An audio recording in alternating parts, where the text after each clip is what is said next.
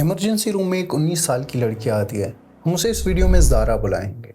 उसका वज़न तेज़ी से गिर रहा था। पिछले 48 घंटे से कुछ खा नहीं पा रही थी और उसके पेट में इतना शदीद दर्द था कि वो ठीक से खड़ी भी नहीं हो सकती थी। जब सर्जन ने उसके एब्डोमेन को पालपेट किया यानी उसके पेट को हाथ लगाकर चेक किया तो उन्हें एक ऐसी चीज़ महसूस हुई जो वहाँ नहीं होनी चाहिए थी। पेट के अंदर एक बहुत बड़ा रॉक सॉलिड मांस था। डॉक्टर का पहला ख्याल था ट्यूमर या फिर कैंसर। उन्होंने फ़ौरन सीटी स्कैन ऑर्डर किया, लेकिन जब स्कैन की रिपोर्ट आई तो रेडियोलॉजिस्ट हैरान रह गए। वो मांस कोई ट्यूमर नहीं था, वो कोई टिश्यू या सिस्ट भी नहीं थी। उस मांस ने ज़ारा के पूरे स्टमक की शेप ली थी, बिल्कुल एक कास्ट या सांचे की तरह। और सबसे अजीब बात, वो चीज़ एक्सरे पर उस तरह ग्लो नहीं कर रही थी जैसे एक ह्यूमन फ्लैश या बोन्स को करना चाहिए। वो कुछ और था, कुछ ऐसा जो बाहर से उसके अंदर गया था। लेकिन ज़ारा ने गलती से कोई चीज़ नहीं निकली थी, उसने वो मांस खुद बनाया था, एक एक स्ट्रैंड करके पिछले 5 सालों में। ये मांस आखिर क्या था और एक बिल्कुल नॉर्मल हाई अचीविंग स्टूडेंट के अंदर ये 5 पाउंड का रॉक कैसे बन गया बिना किसी को पता चले? इसका जवाब उसके दिमाग में छुपा था।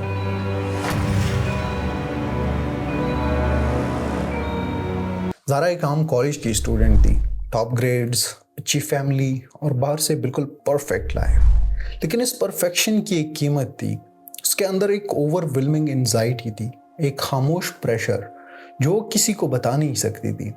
जब वो पढ़ाई करती थी या जब स्ट्रेस बहुत ज़्यादा बढ़ जाता था तो उसके पास खुद को शांत करने का एक ही तरीका था, अपनी राइट इंडेक्स फिंगर के गिर्द अपने बालों को ट्विर्ल करना, गोल गोल घुमाना। ये एक आम आदत लगती है, राइट?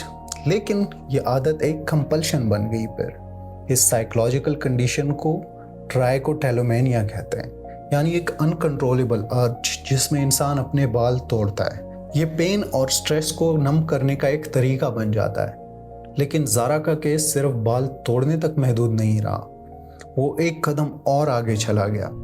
उसने उन बालों को खाना शुरू कर दिया। इस रेयर और डेंजरस कंडीशन को साइकेट्री में ट्राइकोफेजिया कहते हैं। ज़ारा ये सब अकेले में करती थी, रात को पढ़ते वक्त कमरे का दरवाज़ा बंद करके। उसे लगता था कि बाल इतने पतले और छोटे होते पेट में जाकर हजम हो जाएंगे, जैसे बाकी खाना हजम हो जाता है। वो अपनी मेंटल हेल्थ की स्ट्रगल पर शर्म महसूस करती थी, इसलिए उसने कभी किसी से इस बारे में बात ही नहीं की। लेकिन उसे ये नहीं पता था कि ह्यूमन बॉडी हर चीज़ को डाइजेस्ट नहीं कर सकती। उसकी खामोश एंजाइटी उसके ही अंदर एक फिजिकल टाइम बॉम्ब बन रही थी। अगर आपको भी लगता है कि ह्यूमन स्टमक का एसिड आयरन को भी पिघला सकता है तो बाल क्यों नहीं? क्योंकि बाल की बायोलॉजी कुछ अलग ही होती है और ज़ारा का स्टमक अब एक ट्रैप बन चुका था।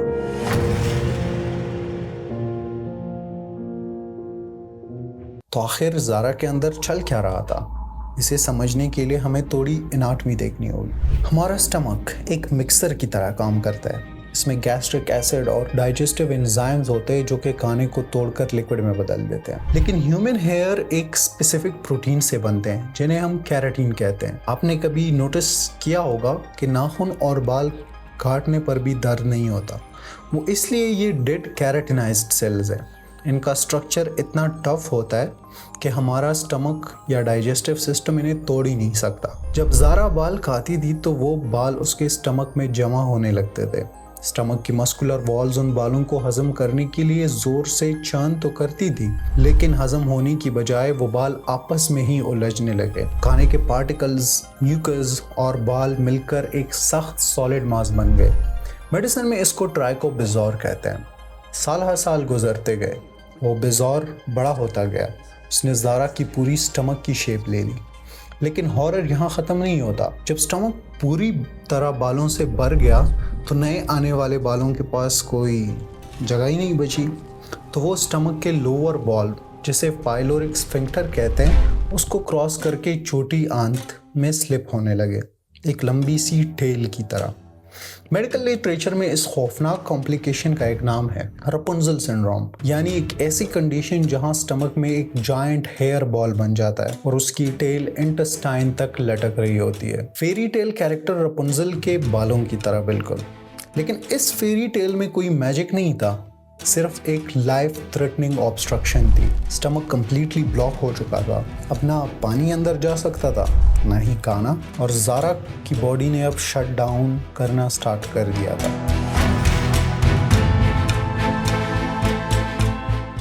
वापस इमरजेंसी रूम में आते हैं जहां ज़ारा अभी प्रेजेंट कर रही है। ज़ारा का ब्लड प्रेशर गिर रहा था, सिवियर डिहाइड्रेशन और माल न्यूट्रिशन ने उसके ऑर्गन्स को कॉम्प्रोमाइज कर दिया था। अगर फौरन सर्जरी ना की जाती तो उसका स्टमक या इंटेस्टाइन फट सकता था, जिसके बाद सिवियर इन्फेक्शन और मौत ऑलमोस्ट गारंटीड थी। सर्जन्स ने इमरजेंसी लेप्रोटोमी परफॉर्म की, यानी उसके एब्डोमेन को ओपन किया। जब उन्होंने स्टमक को खोला तो वहाँ कोई ट्यूमर नहीं था, वहाँ एक 5 पाउंड तकरीबन 2.2 kgs का काला सॉलिड मांस था। वो इतना बड़ा और सख्त था कि सर्जन को उसे निकालने के लिए दोनों हाथों का इस्तेमाल करना पड़ा। उसकी लंबाई और शेप बिल्कुल ज़ारा के पेट की तरह थी और उसकी टेल इंटेस्टाइन्स तक जा रही थी। ये मांस सिर्फ बालों का गुच्छा नहीं था, ये ज़ारा के सालों की एंजाइटी, उसकी तन्हाई और उसके अनकहे दर्द का एक फिजिकल वजूद था। और वहाँ उस मांस के किनारे पर वही पतली उलझे हुए बाल थे,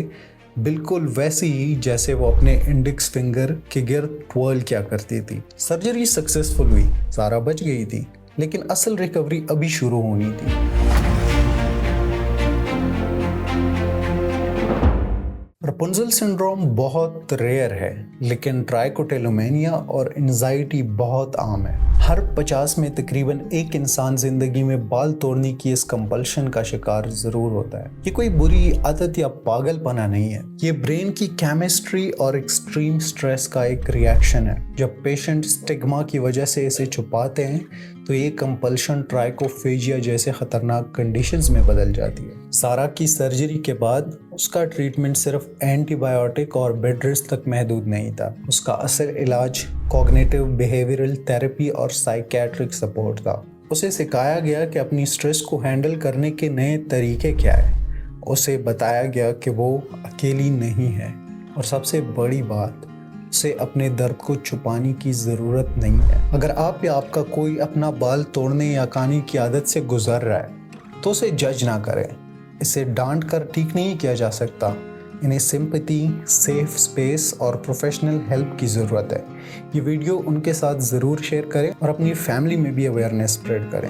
मेंटल हेल्थ की खामोश स्ट्रगल्स बॉडी को तबाह कर सकती है फिजिकली, तो इसलिए अपनी मेंटल हेल्थ का भी बहुत ध्यान रखें, बिल्कुल अपने बॉडी की तरह। I am doctor Mohammad, signing off. I will see you in the next one.